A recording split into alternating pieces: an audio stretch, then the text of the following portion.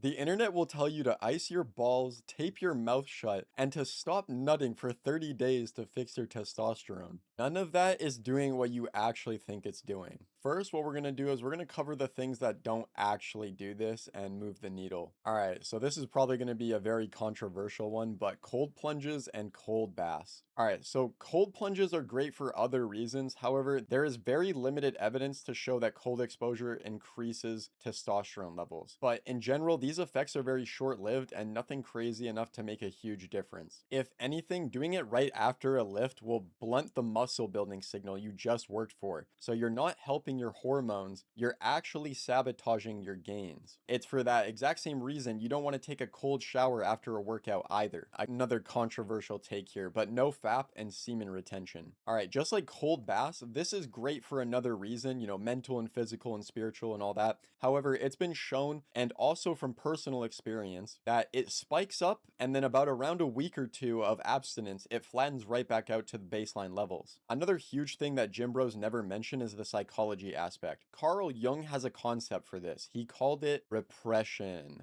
It doesn't make that urge disappear. You're just pushing it down into the shadow. In other words, what you resist persists. And he said this more or less about the shadow, because it can lead to things like the rebound effect. In this example, close your eyes and don't think of a white bear. And then I guess what you're probably thinking about right now is a white bear. Actively suppressing your thoughts make them intrude more, not less. It can also lead to mood swings, reduced focus, intrusive thoughts that will compete for your attention, right? Suppression literally takes cognitive effort. Not thinking about something all day is super draining. It can also lead to reduced focus. Intrusive thoughts compete for attention. So a normal task that doesn't take a lot of concentration will become harder and not easier. Of course, I'm still for no FAP or low FAP, but if you're going to be doing it, you need to be channeling that energy into something healthy like business or creative projects. Doing no FAP and then just chilling in your room, not doing anything all day will make you go crazy. All right, next we have test boosting supplements. All right, Tribulus,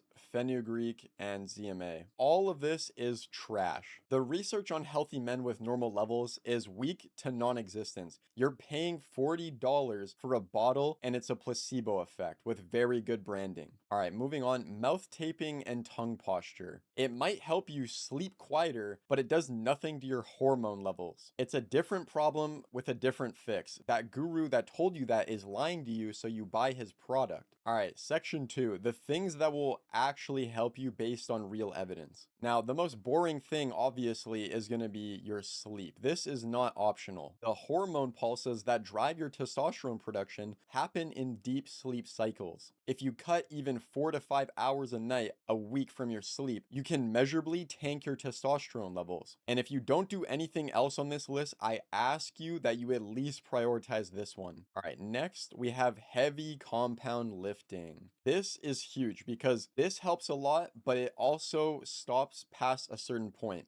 Squats, deadlifts, presses, big multi-joint movements under a lot of load are tied to short-term hormonal response in a way that isolation exercises aren't. However, chronic overtraining without recovery pushes your body in the opposite direction. A lot of high volume training with inadequate rest is going to be linked to suppressed testosterone, or at the very least, not elevated testosterone. And the guy doing 3-hour sessions in the gym 6 days a week is working against himself. All right, section 3, the most important thing you can do. Finally, I'm going to give you the one that not many people talk about because it's the red pill and it's the hard answer: fat tissue. Fat tissue contains an enzyme called aromatase that converts testosterone into estrogen. The more fat you're carrying, especially around the midsection, the more your testosterone is quietly getting converted. Higher body fat is consistently associated with having lower free testosterone, and men who lose fat, especially visceral fat, reliably see their levels move back up in study after study. This is why a guy who can nail his sleep, lift heavy, will still sometimes have suppressed testosterone because he's sitting at a high body fat percentage. Now, if you want to learn what a good body fat percentage is and how to get there, check out this video here.